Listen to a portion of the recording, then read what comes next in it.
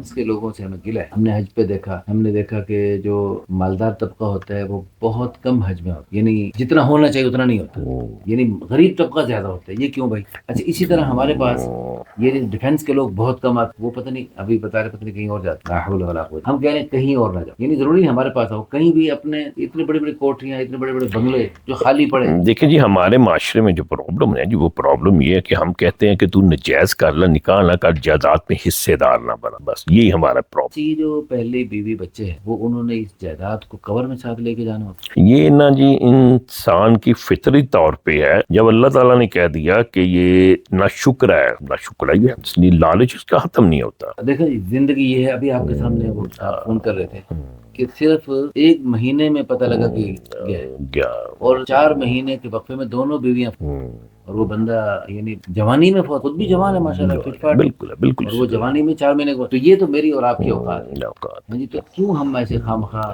اس دنیا کو پتہ نہیں سب کچھ بنا رکھا ہے.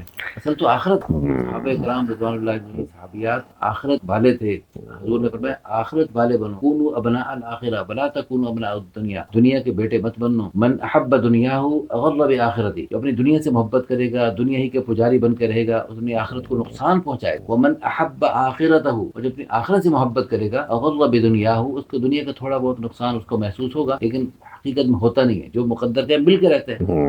فآثروا ما يبقى على ما يفنى. حضور کا خوبصورت مشورہ سنی کہ جو ہمیشہ باقی رہنے والی آخرت ہے اس کو ترجیح دو اس گھٹیا دنیا پر جو 1 منٹ کی گارنٹی. تو ہمیشہ کی کروڑوں اربوں خربوں سال کی زندگی، اس کا نقصان کرنا جس زندگی 1 منٹ کی گارنٹی نہیں، اس کا فائدہ اٹھانا کہاں کی عقل مندی. اللہ ہم سب کو دین کی سمجھ نصیب فرمائے.